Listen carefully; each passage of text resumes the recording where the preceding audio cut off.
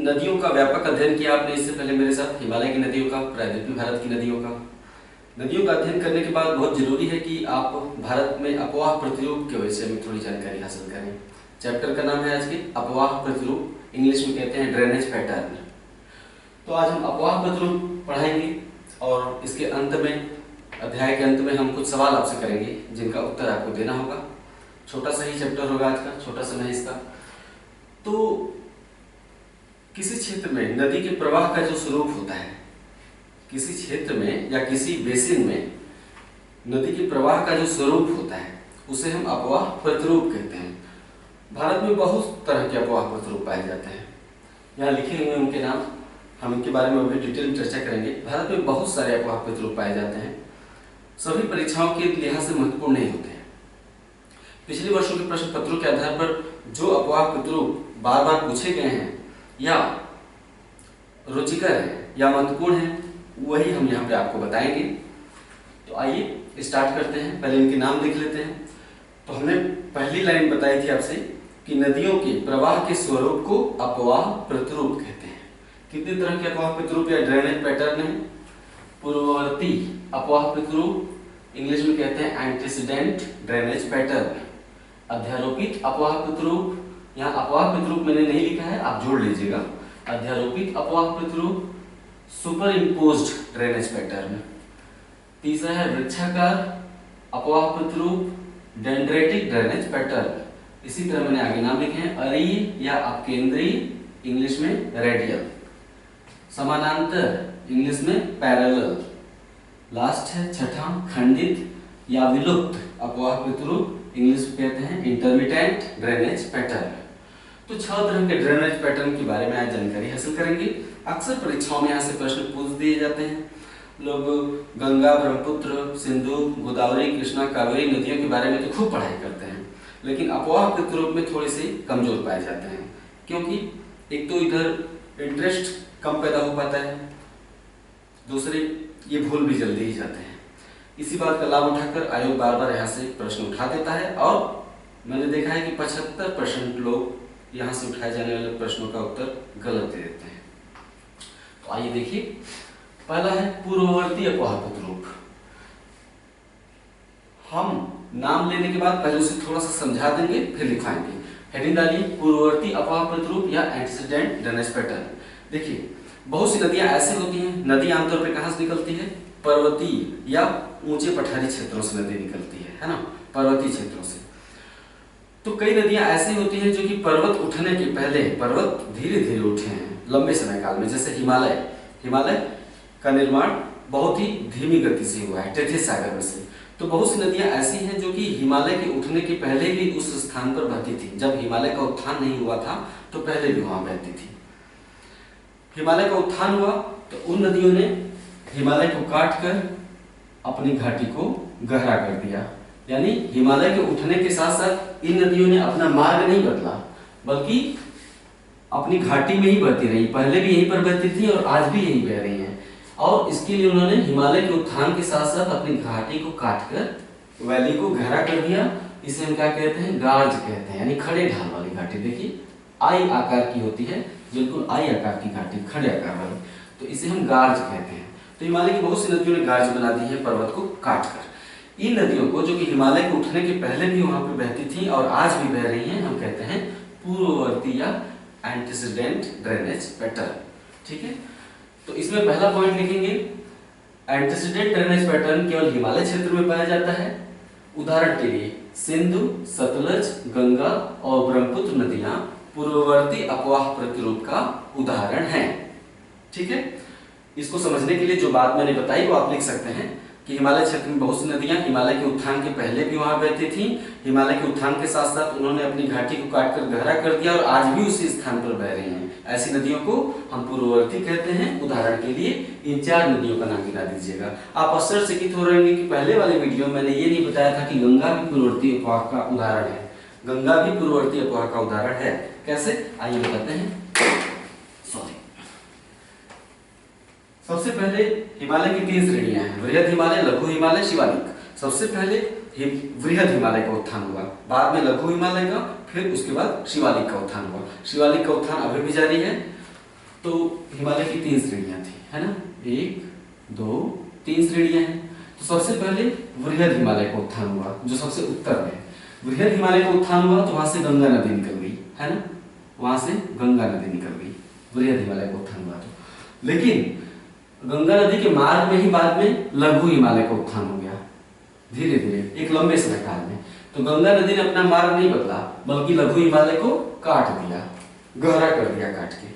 तो वृहद हिमालय, सॉरी, गंगा ने वृहद हिमालय को नहीं काटा, क्योंकि गंगा वृहद हिमालय से ही निकल रही है ना, जबकि सिंधु सतलज नदियां वृहद हिमालय को भी काट देती हैं। इसी तरह ब्रह्मपुत्र भी वृहद हिमालय को काट देता है ना, देखिए। लेकिन गंगा वृहद हिमालय से ही निकल रही है, तो किसको काटा इसने? लघु हिमालय को काटा। बाद में जब शिवालिक का उत्थान हुआ तो गंगा ने शिवालिक को भी काट दिया। तो गंगा भी पूर्ववर्ती अपवाह का ही उदाहरण है, लेकिन गंगा नदी ने पूरे हिमालय को नहीं काटा। किसको काटकर अपनी घाटी गहरा किया? केवल लघु हिमालय को काटकर और शिवालिक को काटकर। तो गंगा भी पूर्ववर्ती अपवाह का उदाहरण है, ठीक है, इसे लिख लीजिएगा जो मैंने बोला। अगला है अध्यारोपित अपवाह प्रतिरूप, इंग्लिश में सुपर इम्पोज्ड ड्रेनेज पैटर्न। सबसे पहले ये जान लीजिए कि प्रायद्वीपीय भारत का जो पठार है उस पर अतीत काल में बहुत सारे हलचल हुए हैं। जब भारत अफ्रीका से टूटकर अलग हो रहा था, प्रायद्वीपीय भारत जो त्रिभुज की तरह है, अफ्रीका से टूटकर अलग हो रहा था, तो बीच में दरार पड़ गया। दरार में से पृथ्वी के गर्भ में से लावा निकला और दरार के सहारे फैल गया प्रायद्वीपीय भारत के पठार पर। वो लावा यहां से निकला जब अफ्रीका से टूटकर अलग हो रहा था, और प्रायद्वीपीय भारत में समूचे क्षेत्र में लावा भर गया, ठीक है। तो यहाँ पर जो नदियां प्रवाहित होती थी, जैसे नर्मदा नदी, तापी नदी, सोन नदी, दामोदर नदी, कृष्णा, गोदावरी, कावेरी, इन सभी नदियों की जो घाटियां थी, अर्थात गहरे क्षेत्र, जो लावा प्रवाहित हुआ वो नदी की घाटियों में भर गया तो नदियां भी समाप्त हो गई। जब घाटियों में नदी की घाटियों में जब लावा भर जाता है तो नदियां अचानक से विलुप्त हो जाती हैं। तो लावा के जमने से जो चट्टान बनती है उसे बेसाल्ट चट्टान कहते हैं, ठीक है। फिर वर्षा प्रारंभ होती है, वर्षा तो हमेशा ही होती रहती है, तो वर्षा के चलते बेसाल्ट चट्टानें अपर्दित होकर टूट फूट गई, तो फिर से घाटियां उभर गई ऊपर की ओर, है ना। घाटियों में जब लावा चट्टान अपर्दित हो गया, टूट फूट गया, तो फिर से जो नदियां थी अपनी उसी पुरानी घाटी में बहने लगी। जैसे नर्मदा और तापी नदियां उसी पुरानी घाटी में फिर से बहने लगी। तो ऐसे अपवाह प्रतिरूप को हम कहते हैं अध्यारोपित अपवाह प्रतिरूप। प्रायद्वीपीय भारत के पठार पर प्रायद्वीपीय भारत में लावा का प्रवाह किस काल में हुआ था, ये प्रश्न भी पूछा जाता है। क्रेटेशियस काल में प्रायद्वीपीय भारत में लावा का प्रवाह, ज्वालामुखी लावा का प्रवाह क्रेटेशियस काल में हुआ था, ठीक है। तो इसके विषय में लिखेंगे कि अध्यारोपित अपवाह प्रतिरूप केवल प्रायद्वीपीय भारत की नदियों में पाया जाता है। पूर्ववर्ती अपवाह प्रतिरूप केवल हिमालय की नदियों में पाया जाता है, जबकि अध्यारोपित अपवाह प्रतिरूप केवल प्रायद्वीपीय भारत की नदियों में पाया जाता है। उदाहरण के लिए चंबल, सोन, दामोदर, नर्मदा, तापी, गोदावरी, कृष्णा नदियां अध्यारोपित अपवाह प्रतिरूप का उदाहरण हैं। कैसे? वही बता देंगे कि क्रेटेशियस काल में लावा का प्रवाह हुआ, जिससे इन नदियों की घाटियों में लावा भर गया, लावा के जमने से बेसाल्ट चट्टानें बन गई, वर्षा के चलते बेसाल्ट चट्टानें धीरे धीरे टूट फूट कर बह गई, परिणाम स्वरूप नदियां फिर से अपनी पुरानी घाटियों में बहने लगी। यही है अध्यारोपित अपवाह प्रतिरूप, ये नदियां बनाती हैं अध्यारोपित अपवाह। नेक्स्ट, वृक्षाकार अपवाह प्रतिरूप, इंग्लिश में डेंड्रेटिक ड्रेनेज पैटर्न। पहले समझ लेते हैं। गंगा नदी हिमालय से निकलती है और उत्तराखंड, उत्तर प्रदेश, बिहार, झारखंड होते हुए पश्चिम बंगाल होते हुए बांग्लादेश चली जाती है। गंगा की बहुत सी सहायक नदियां हिमालय से निकलती हैं। गंगा की बहुत सी सहायक नदियां मालवा पठार से निकलती हैं, है ना, मध्य प्रदेश के क्षेत्र से। तो जो सहायक नदियां हैं इस तरह से आकर मिलती हैं। कुछ नदियां सहायक नदियों की भी सहायक नदियां हैं, जैसे गंगा से मिलने वाली सहायक नदी ये है, और ये क्या है, सहायक नदी की उप सहायक नदी है ना। तो उप सहायक और सहायक नदियों ने मिलकर एक ऐसा चित्र बना दिया है कि देखने से लगता है कि सहायक नदियां किसी पेड़ की शाखाएं हैं, किसी वृक्ष की शाखाओं की तरह प्रतीत होती हैं। जैसे सूखा हुआ वृक्ष जिसपे पत्तियां ना हो, उसकी शाखाएं देखने में कैसे लगती हैं, ऐसे। तो ये वृक्षाकार अपवाह प्रतिरूप है ना। इसी को हम वृक्षाकार प्रवाह, जब सहायक नदियां मुख्य नदी से इस तरह से मिलती हैं कि समूचा क्षेत्र नदियों का पूरा नदी तंत्र किसी वृक्ष की शाखाओं की तरह प्रतीत हो, तो उसे हम वृक्षाकार अपवाह प्रतिरूप कहते हैं। ठीक है, तो लिखेंगे इसके विषय में कि वृक्षाकार अपवाह प्रतिरूप उत्तर भारत के मैदान में गंगा नदी और प्रायद्वीपीय भारत में गोदावरी, कृष्णा, कावेरी नदियों द्वारा वृक्षाकार अपवाह प्रतिरूप बनाया जाता है। ठीक है, उत्तर भारत के मैदान में गंगा नदी द्वारा और प्रायद्वीपीय भारत के मैदान में गोदावरी, कृष्णा, कावेरी नदियों द्वारा वृक्षाकार अपवाह प्रतिरूप बनाया जाता है। तो उत्तर भारत के मैदान में जिसमें हम हैं उत्तर भारत, वहां भी वृक्षाकार अपवाह प्रतिरूप है, दक्षिण भारत में भी बनाया जाता है। यहाँ कंफ्यूज मत होइएगा कि नहीं केवल उत्तर भारत की नदियों द्वारा बनाया जाता है, ऐसा नहीं है, दक्षिण भारत की नदियों द्वारा भी ऐसा प्रतिरूप बनाया जाता है। ठीक है, अगला है अरीय या अपकेंद्रीय। अपकेंद्रीय नाम से ही जाहिर होता है कि किसी केंद्र से निकलकर बाहर की ओर जाने वाली, केंद्र से निकलकर बाहर की जाने वाली जो वस्तुएं होती हैं उन्हें हम क्या कहते हैं? अपकेंद्रीय। इसे इंग्लिश में कहते हैं रेडियल ड्रेनेज पैटर्न। इसमें क्या होता है कि एक उच्च भूमि होती है, पठार, एक उच्च भूमि या पठार, उस पठार से नदियां निकलकर चारों दिशाओं में बह जाती हैं। कुछ नदियां उत्तर की ओर बह गई, कुछ दक्षिण की ओर बह गई, कुछ पश्चिम की ओर और कुछ पूर्व की ओर। तो ये जो उच्च पठार होता है ये नदियों को अलग अलग दिशाएं देने में सहायता करता है ना। तो भारत में ऐसा उच्च पठार अमरकंटक पठार है और रांची पठार है ना। तो इसमें ऐसे लिखेंगे कि जब एक केंद्रीय उच्च भूमि से निकलकर नदियां अलग अलग दिशाओं में प्रवाहित हो जाती हैं तो ऐसे अपवाह प्रतिरूप को अरीय या अपकेंद्रीय अपवाह प्रतिरूप कहते हैं। उदाहरण के लिए भारत में अमरकंटक पठार पर और रांची पठार पर अरीय अपवाह प्रतिरूप पाया जाता है। चित्र बना दीजिए, चित्र में लिख दीजिए, इसको एरो देके यहाँ पे कि अमरकंटक पठार, अमरकंटक पठार से पश्चिम की ओर बहती है नर्मदा नदी, उत्तर की ओर प्रवाहित हो जाती है सोन नदी जो कि गंगा मिल जाती है। महानदी अमरकंटक पठार से तो नहीं निकलती है, महानदी छत्तीसगढ़ से निकलती है, लेकिन महानदी उत्तर की ओर प्रवाहित होती है। आप अपने एटलस में भी देख सकते हैं। अगर अमरकंटक पठार न होता तो महानदी उत्तर की ओर प्रवाहित हो जाती, लेकिन अमरकंटक पठार महानदी को यहाँ पर पूर्वी दिशा प्रदान कर देता है, यानी अमरकंटक पठार के चलते ही महानदी पास में आकर पूर्व की तरफ मुड़ जाती है और कहाँ उड़ीसा होते हुए बंगाल की खाड़ी में गिर जाती है महानदी, है ना। तो अमरकंटक पठार इस पूरे क्षेत्र को अरीय अपवाह प्रतिरूप में बदल दे रहा है ना। एक केंद्रीय उच्च भूमि जहां से निकलकर नदियां अलग अलग दिशाओं में प्रवाहित हो जाती हैं। ठीक है, अगला है समानांतर या पैरेलल ड्रेनेज पैटर्न।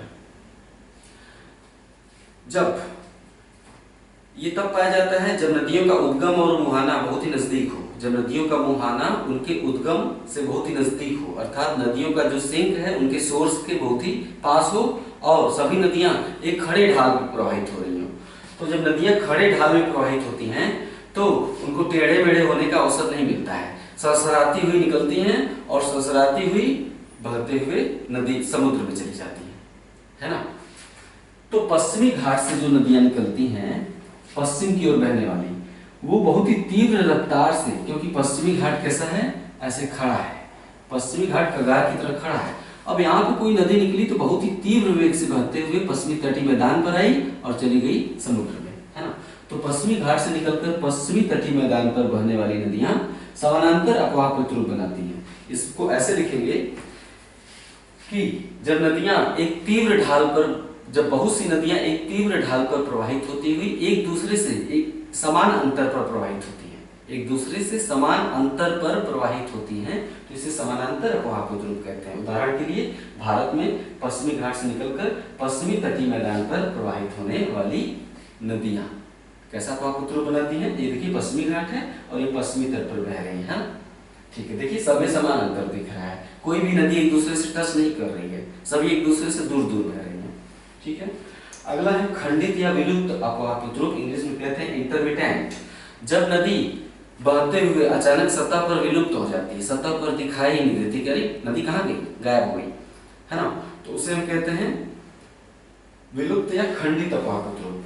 हिमालय क्षेत्र से नदियां जब निकलती हैं तो हिमालय की नदियों ने हिमालय की पर्वत को काटकर बड़े बड़े गोल चट्टानों को, खूब बड़े बड़े शिलाखंडों को शिवालिक के निचले क्षेत्रों में जमा कर दिया है ना। शिवालिक के निचले क्षेत्रों में बृहद हिमालय, लघु हिमालय, शिवालिक, शिवालिक के निचले क्षेत्रों में नदियों ने बड़े बड़े शिलाखंडों को काटकर जमा कर दिया है। ठीक है, जब वही नदी इन शिलाखंडों के क्षेत्र में प्रवेश करती है तो सतह पर विलुप्त हो जाती है, दिखाई नहीं देती है। क्यों? क्योंकि शिलाखंड गोल होते हैं, गोल गोल शिलाखंडों के बीच में दरारें होती हैं, गैप पाए जाते हैं। जैसे ये दो, मैं 3 शिलाखंड बना रहा हूं, 1 2 3, ये हो गया 3। तो इनके बीच में जो गैप है, इस गैप में नदी का जल प्रवेश कर जाता है, जिससे सतह के ऊपर नदी नहीं बहती, इन गैप में से, दरारों में से बहने लगती है, जिसके चलते सतह पर नदी दिखाई नहीं देती है। इस क्षेत्र में क्या कहते हैं? भाबर क्षेत्र। उत्तर भारत के मैदान को मैंने 4 भागों में बांटा था, भाबर, तराई, बंगर, खादर। तो उत्तर भारत के मैदान का जो भाबर क्षेत्र है, नदी का जल उसमें विलुप्त हो जाता है, जिससे सतह पर दिखाई नहीं देता। ऐसे अफवाह प्रतिरूप को हम खंडित या विलुप्त अफवाह क्षेत्र, अफवाह प्रतिरूप कहते हैं। इसको आप ऐसे लिख सकते हैं सुविधा की दृष्टि से कि हिमालय से निकलने वाली नदियां उत्तर भारत के मैदान के भाबर क्षेत्र में जब प्रवेश करती हैं तो सतह पर विलुप्त हो जाती हैं, क्योंकि नदियां चट्टानों के दरारों में से बहने लगती हैं, चट्टानों के बीच के दरारों में से बहने लगती हैं, जिससे सतह पर दिखाई नहीं देती है। ओके, ये हो गया खंडित या विलुप्त अफवाह प्रतिरूप। इसके अलावा कुछ प्रश्न मैं आपसे करूंगा, उन प्रश्नों का आप जवाब दे दीजिए अपने कमेंट में। ये प्रश्न सुन लीजिए आप। हाँ, प्रश्न ऐसे हैं, गोवा की 2 महत्वपूर्ण नदियों का नाम बताइए जो गोवा में प्रवाहित होती हैं। अगला प्रश्न है, शेवाराय पहाड़ी किस राज्य में है? अगला प्रश्न है, लिखापानी और पांगसाउ दर्रे, लिखापानी और पांगसाउ दर्रे किस राज्य में है? नेक्स्ट है, इलामलय की पहाड़ी किन 2 राज्यों की सीमा पर है? इलामलय पहाड़ी भारत के किन 2 राज्यों की सीमा पर है? नेक्स्ट है, नेपाल हिमालय किन 2 नदियों के बीच में अवस्थित है? हिमालय का विभाजन सिडनी बुरार्ड ने 4 भागों में किया है ना, कश्मीर हिमालय, कुमाऊं हिमालय, या नेपाल हिमालय और असम हिमालय। तो नेपाल हिमालय किन 2 नदियों के मध्य में है? नेक्स्ट, श्रीनगर से लेह जाने के लिए किस दर्रे से गुजरना पड़ता है? श्रीनगर से लेह जाने के लिए किस दर्रे से गुजरना पड़ता है? जवाब दीजिए। अगला है, बुग्याल और पयाल घास के मैदान भारत के किस राज्य में पाए जाते हैं? बुग्याल और पयाल घास के मैदान भारत के किस राज्य में पाए जाते हैं? अगला है, अंडमान निकोबार द्वीप समूह किस पर्वत का समुद्री विस्तार है? अंडमान निकोबार द्वीप समूह किस पर्वत का समुद्र में विस्तार है? नेक्स्ट क्वेश्चन है, प्रायद्वीपीय भारत की कितनी नदियां भ्रंश घाटियों में प्रवाहित होती हैं, उनका नाम बताइए। नेक्स्ट है, जरगा पहाड़ियां भारत के किस राज्य में है? जरगा पहाड़ियां भारत के किस राज्य में है? नेक्स्ट है, किस देश को गंगा नदी का वाटर टावर कहा जाता है? किस देश को गंगा नदी का वाटर टावर कहा जाता है? नेक्स्ट है, गंगा की सबसे कम लंबाई भारत के किस राज्य में है? सबसे ज्यादा लंबाई तो उत्तर प्रदेश में है, गंगा की सबसे कम लंबाई किस राज्य में है? नाम बताइए। नेक्स्ट है, पंचमढ़ी हिल स्टेशन किस पर्वत पर स्थित है? नेक्स्ट क्वेश्चन है, कृष्णा नदी किस पर्वत शिखर से निकलती है या किस पर्वत चोटी से निकलती है? कृष्णा नदी। नेक्स्ट है, कौन सा झील गोदावरी और कृष्णा नदियों की डेल्टा के बीच में स्थित है? कौन सा झील गोदावरी और कृष्णा नदियों की डेल्टा के बीच में अवस्थित है? नेक्स्ट है, सुबानसिरी और धनसिरी किसकी सहायक नदियां हैं? किस नदी की सहायक नदियां हैं सुबानसिरी और धनसिरी? नेक्स्ट, लक्ष्मण तीर्थ किसकी सहायक नदी है? लक्ष्मण तीर्थ नदी किसकी सहायक नदी है? नेक्स्ट है, क्षिप्रा किसकी सहायक नदी है? क्षिप्रा के तट पर उज्जैन है, उज्जैन में 12 वर्षों पर कुंभ मेला लगता है, क्षिप्रा नदी है, क्षिप्रा के तट पर उज्जैन है। क्षिप्रा किसकी सहायक नदी है? ये नाम बताइए, इनके सही से उत्तर दीजिए, मैं कमेंट में चेक करूंगा। ठीक है, अगले वीडियो का इंतजार करिए। नमस्कार।